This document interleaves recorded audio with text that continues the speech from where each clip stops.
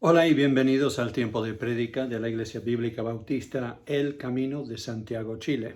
Me llamo Joel, soy el pastor de la congregación. Wendy y yo seguimos visitando iglesias aquí en los Estados Unidos. Pronto esperamos poder volver a Chile, así que les pido que estén orando por eso, que se dé ese sueño, ese anhelo que tenemos de poder estar en presencia ya reunidos entre nuestros hermanos allá en Santiago. Estamos en una serie, estamos hablando de la vida de peregrino. La Biblia dice que nosotros somos peregrinos aquí en la tierra, que no deberíamos tener fijada la vista sobre las cosas de la tierra. No pertenecemos ya a este mundo y que en este peregrinaje tenemos la vista ya en Cristo, su reino, y que algún día estaremos en nuestro nuevo hogar, el que Él promete en Juan 14, que Él irá a preparar para cada uno de nosotros.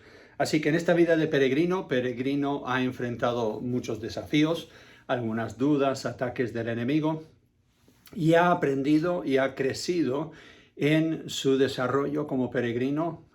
Su familia conoció al Señor y se unió con Él en este camino de la vida, y después llega el punto en que Él se da cuenta que tiene que volver a esa ciudad de perdición donde Él salió, para invitar a otros a que vengan con Él en este camino angosto, este camino de salvación, este camino que es de esperanza. Y Él se encuentra con que hay muchas personas que dicen ser cristianos, pero que no siguen a Cristo. O sea, simplemente han creído en Él como creen los demonios, podríamos decirlo, porque la Biblia dice que los demonios creen y tiemblan en su presencia. Pero no hay mucha evidencia en la vida de estas personas que tienen a Cristo como un ejemplo para sus vidas, no siguen lo que Él enseñó, y entonces llamarlos cristianos es un poco raro. Y Él se da cuenta que hay una religiosidad entre algunos de sus amigos que no refleja un verdadero amor por Cristo, un deseo realmente de obedecerle o de ser sus discípulos. Y también se da cuenta, aún más que antes, de que hay un gran número de personas que no tienen ni idea de qué se trata la vida, no les importa su pecado, no les importa la condición de su alma, no les importa que ellos estén perdidos porque creen saber el camino correcto. Están diciendo cosas como que todas las religiones llegan a Dios, Dios es bueno, Él no condena a nadie, y realmente están como ovejas sin pastor. La misma condición en la que vio Jesús a las multitudes de su tiempo. Y esto lo llena a peregrino con cierta desesperación. Él dice, yo no sé qué voy a hacer porque yo le hablo y esta gente no me escucha y yo siento que yo no soy la persona adecuada. Y él le dice, Dios, nadie me está haciendo caso. A nadie le importa la condición de su alma o su destino eterno. Yo no puedo con esta carga, yo no soy la persona indicada, no me están haciendo caso. Seguramente tienes a otro que podría ser mejor evangelista, que podría ser mejor discipulador, alguien que realmente pueda llegar a esta gente con este mensaje. Y Dios le guía a un pasaje, le recuerda su comisión. Le guía a Hechos capítulo 1 y versículo 8. Jesús le dijo a sus discípulos, aquí en realmente sus últimas palabras sobre la tierra, pero recibiréis poder cuando haya venido sobre vosotros el Espíritu Santo. Y me seréis testigos en Jerusalén, en toda Judea, en Samaria y hasta lo último de la tierra. El éxito que tenemos nosotros como cristianos no es que mucha gente nos haga caso, no es que mucha gente llegue a aceptar a Cristo. Sabemos que en los últimos tiempos habrán muchos que simplemente van a preferir maestros, dice la Biblia, con un comezón de oír. Ellos van a ir a estos maestros que ellos prefieren, que les dicen lo que ellos quieren escuchar, no que le digan la verdad. Entonces, él se está dando cuenta cuando Dios lo lleva a este pasaje, que él tiene el poder para hacer lo que Dios le ha pedido hacer. Él le ha pedido ser testigo. No le ha pedido ganar muchas almas, aunque el ganar almas es importante y debería ser nuestra meta, persuadir a la gente, pero si ellos rehúsan escuchar, entonces está sobre ellos esa responsabilidad. Nosotros ya nos hemos librado de esa alma. Y entonces, igual se siente inquieto el peregrino, y entonces el Señor lo manda a Jeremías capítulo 1. Jeremías capítulo 1, le dicen los que han estudiado la Biblia y los que escriben comentarios, hablan de que Jeremías era el profeta llorón, el profeta que realmente no quería ser profeta, pero vemos que tanto Moisés como Josué, como Salomón, como Gedeón, como aún el apóstol Pablo, no se sentían capaces ni dignos del llamado de Dios sobre sus vidas y realmente no sentían capaces de hacer el ministerio que Dios les había dado. Y aquí tenemos a Jeremías, su llamado en el primer capítulo del libro, y comienza en el versículo 4, dice: vino pues palabra de Jehová a mí, diciendo: antes que te formase en el vientre te conocí, y antes que nacieses te santifiqué. Te di por profeta a las naciones. Y yo dije: Señor Jehová, he aquí, no sé hablar porque soy niño. Y me dijo Jehová: no digas soy un niño, porque a todo lo que te envíe irás tú y dirás todo lo que te mande. No temas delante de ellos, porque contigo estoy para librarte, dice Jehová. Y extendió Jehová su mano y tocó mi boca, y me dijo Jehová: he aquí he puesto mis palabras en tu boca. Mira que te he puesto en este día sobre naciones y sobre reinos, para arrancar y para destruir, para arruinar y para derribar, para edificar y para plantar. Entonces tenemos al profeta que no quería ser profeta, al profeta que decía: soy niño, yo no puedo hablar, ¿cómo lo voy a hacer? Y Dios le dice: es que yo he puesto mis palabras en tu boca. Y es exactamente lo que dice Hechos capítulo 1 y versículo 8. Cuando Dios pone su espíritu en el creyente, es el Espíritu Santo que nos da las palabras para ser testigos a otros. Es el que nos da el poder para ser testigos a otros. Lo vemos en 1 Corintios capítulo 3 también. No solamente vemos el llamado y el poder, pero vemos también el equipo. 1 Corintios capítulo 3, versículo 5. Pablo hace esta pregunta. Él dice: ¿qué pues es Pablo y qué es Apolos? Servidores por medio de los cuales habéis creído. Y eso según lo que a cada uno concedió el Señor. O sea, ellos hicieron este ministerio con lo que les había concedido el Señor. El poder, la habilidad, los dones, todo eso les concedió el Señor. Versículo 6 dice: yo planté, Apolos regó, pero el crecimiento lo ha dado Dios. Así que ni el que planta es algo, ni el que riega, sino Dios que da el crecimiento. Y el que planta y el que riega son una misma cosa, aunque cada uno recibirá su recompensa conforme a su labor, porque nosotros somos colaboradores de Dios. Pablo aquí está diciendo: el que realmente está haciendo la obra es Dios. No yo, no Apolos, no algún otro. Nosotros simplemente somos siervos. Plantamos la semilla, la regamos, pero Dios es el que realmente produce ese crecimiento. Y con esta palabra se está dando cuenta, peregrino, que no depende de él hacer que la gente esté convencida de que él está predicando la verdad y que ellos son pecadores y su destino es el infierno. Él tiene que simplemente anunciarlo, pregonarlo, compartirlo con otros, pero el que realmente hace la obra en el espíritu de la persona es el Espíritu Santo. Él es el que convence de pecado.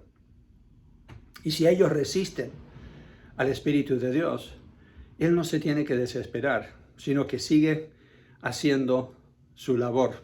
Y ahí viene entonces la estrategia que enseñó el Señor Jesús en Mateo capítulo 10.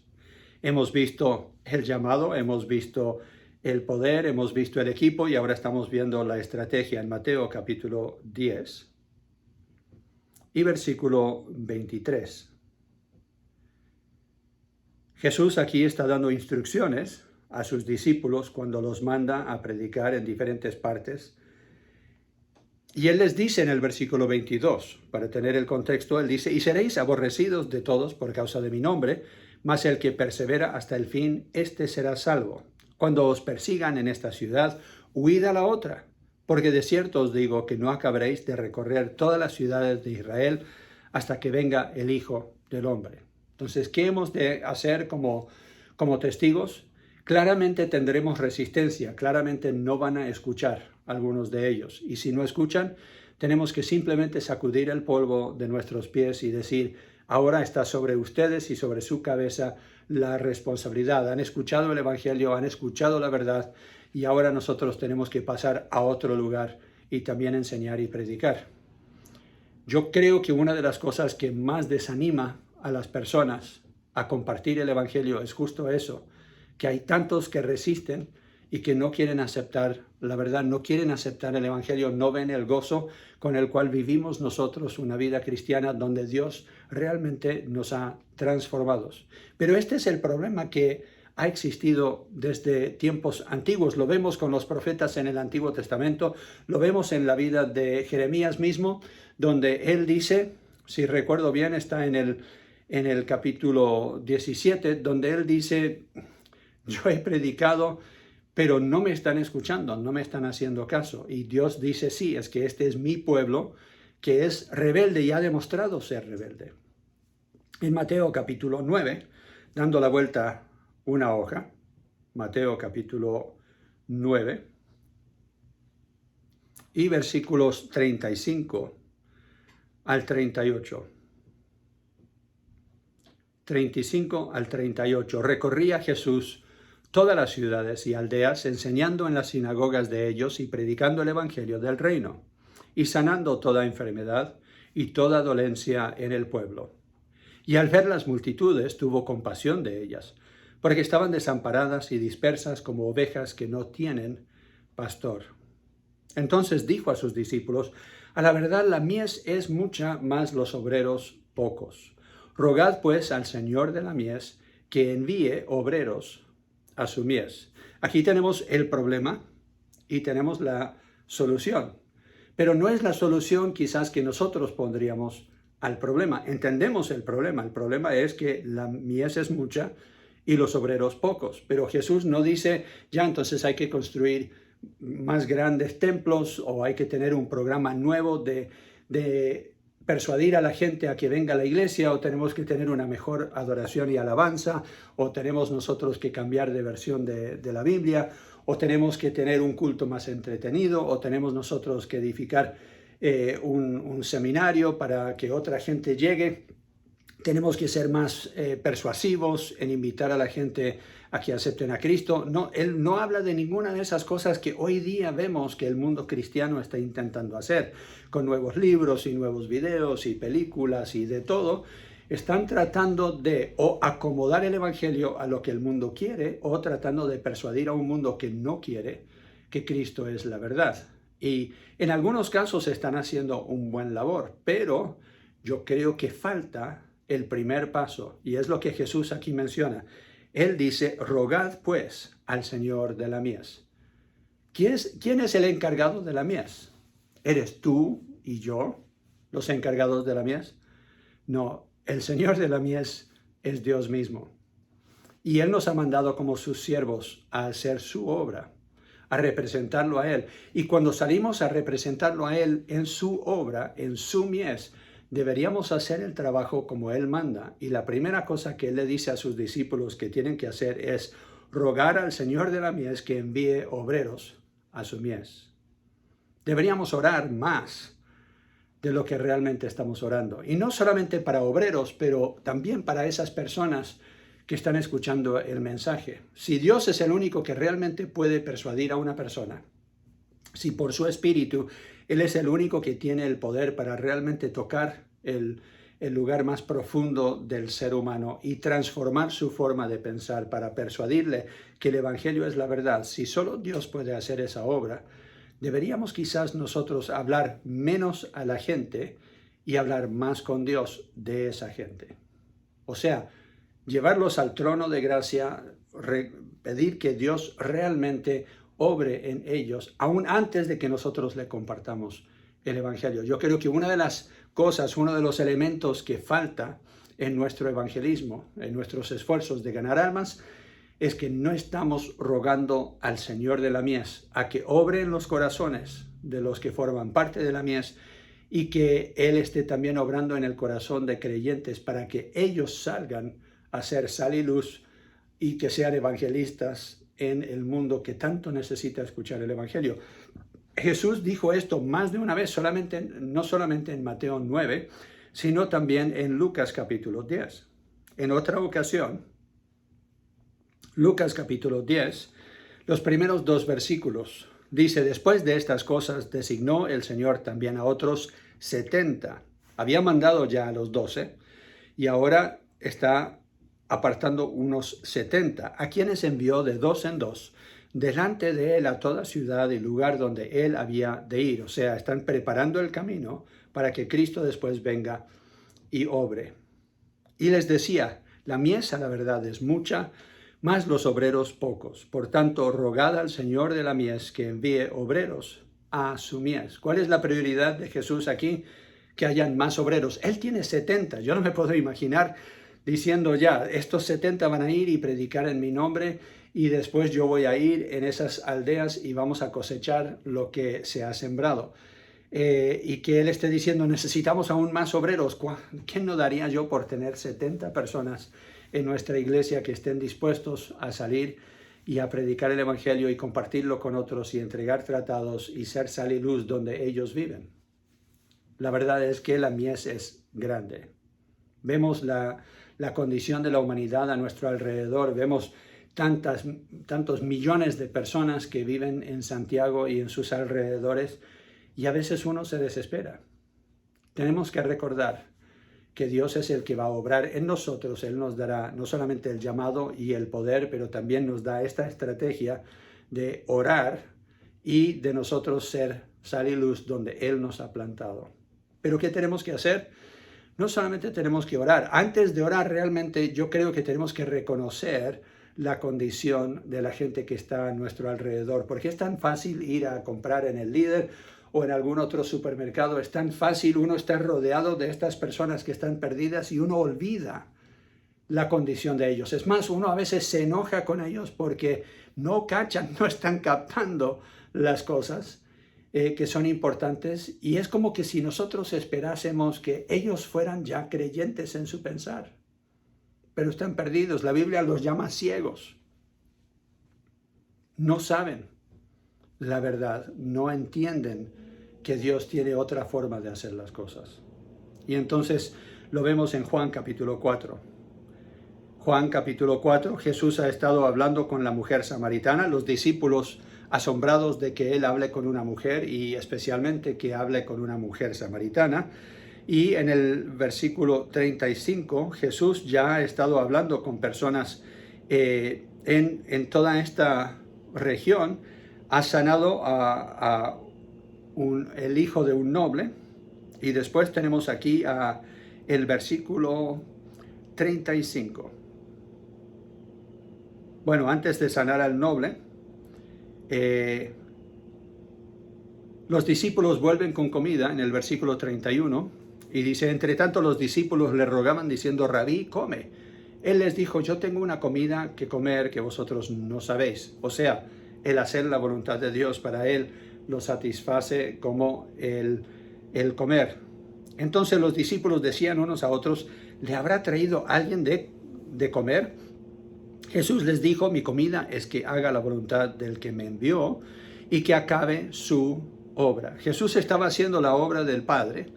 Él después le dice a sus discípulos: de la forma en que el Padre me ha enviado a mí, ahora yo os envío. Entonces Él estaba cumpliendo su misión. Versículo 35. ¿No decís vosotros, aún faltan 4 meses para que llegue la siega? He aquí os digo: alzad vuestros ojos y mirad los campos, porque ya están blancos para la siega. Y el que siega recibe salario y recoge fruto para vida eterna, para que el que siembra goce juntamente con el que siega. Hay un gozo que viene al hacer la obra de Dios, y Él les está plantando esa semilla de esperanza, podríamos decir, en el corazón de ellos, de que ellos pueden esperar algún día ver una cosecha si siguen plantando la semilla. Tenemos que entender que los que están a nuestro alrededor forman parte de una mies que podrían llegar a ser discípulos de Jesucristo, que podrían ser seguidores de Jesucristo, pero nosotros tenemos que participar en esta cosecha y tenemos que estar orando, no solamente que el Señor mande más obreros a la mies, pero tenemos que alzar los ojos y mirar la real condición de la gente y en qué condición se encuentran ellos. ¿Por qué orar? ¿Por qué alzar los ojos? Yo creo que muchas veces nosotros estamos tan ocupados viendo simplemente las cosas de nuestra vida que no hemos mirado bien la condición de los seres humanos que está a nuestro alrededor. Tenemos que mirar a propósito y con percepción para ver la verdadera condición de la gente a nuestro alrededor, para que Dios toque nuestros corazones y nos llene de compasión. Segundo, el orar es porque cuando nosotros oramos, Dios obra y hace lo que nosotros no podemos hacer. Yo creo que la gran mayoría de nosotros podríamos dar testimonio de que le hemos hablado y le hemos hablado y le hemos hablado a una persona de nuestra fe y lo necesario que es que ellos crean en Dios y que la forma en que ellos quizás creen en Dios no es de acuerdo a las Escrituras, y tratando de hablar con ellos y vivir una vida que realmente refleje que Dios ha transformado nuestra vida, y nos desesperamos porque no vemos en ellos ningún interés, ningún cambio de pensar o de sentir. Y es cuando comenzamos a orar por ellos y orar por más obreros, que Dios traiga más personas a la vida de este ser querido, este amigo, este pariente, este vecino con quien hemos estado hablando. Cuando pedimos que hayan más obreros, más personas que vengan y le hablen, veremos que Dios obra, porque Él hace lo que nosotros no podemos hacer. Me he sorprendido yo a veces de que después de nosotros testificarle a una persona, no somos nosotros los que cosechamos, plantamos la semilla y regamos y plantamos y regamos, pero años después me llaman o me escriben y me dicen, ahora entendí todo lo que me venía diciendo, y Dios tenía que mandar más obreros a la vida de esta persona para que ellos entendieran el Evangelio. Así que es por eso tan importante que nosotros estemos orando por la mies y que estemos orando por más obreros. Hoy es un domingo especial, es octubre 3 del año 2020. Y en todo el mundo, en diferentes horarios, claramente, porque hay algunos que ya tuvieron su domingo y está terminando el domingo, ya se están acostando cuando nosotros recién estamos en nuestro culto del domingo. Pero sea el horario que sea, en todo el mundo hay iglesias bíblicas bautistas, miles de iglesias bíblicas bautistas hoy, en este domingo, que han apartado este domingo para orar al Señor de la mies, que Él mande obreros a su mies. Es un programa que ha comenzado nuestra misión en los Estados Unidos de los bíblicos bautistas, y ellos comunicaron esto a misioneros y a pastores nacionales en todo el mundo, y se han juntado, como dije, yo no me acuerdo ahora cuántos han sido, pero me dijeron que eran más de 7,000 iglesias en todo el mundo que le han dedicado este domingo, y de este domingo en adelante, cada día, ellos le han dicho a sus miembros que ellos pongan una alarma en su celular para recordarles en la mañana a las 9:38 estar orando, simplemente por 30 segundos o el tiempo que uno tenga, que esté trabajando o con alguna otra responsabilidad, simplemente tomar un pequeño descanso, un break o algo, y decir, Señor, yo quiero recordar en este momento la necesidad de más obreros en tu mies. Por favor, obra y aviva tu pueblo para que sean evangelistas en todo el mundo. Es un domingo dedicado a orar justo por lo que Jesús dijo debería ser nuestra prioridad en Mateo 9:38. Así que eso es lo que yo te quiero animar a hacer. Pon una alarma en tu celular. Wendy y yo lo hemos hecho.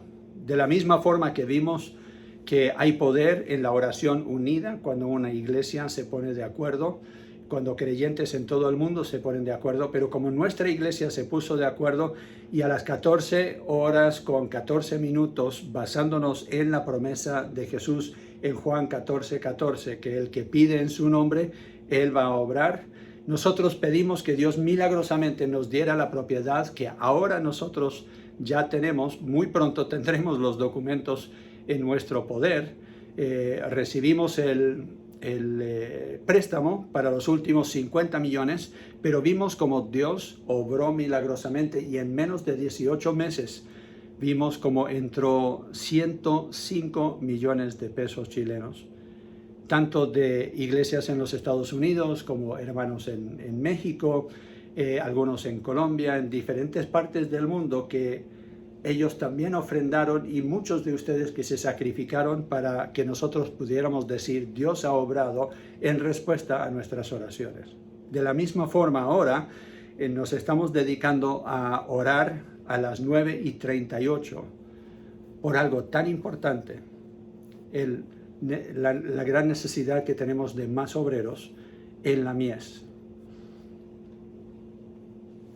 Mi oración por ti es que sientas lo que sintió Jeremías.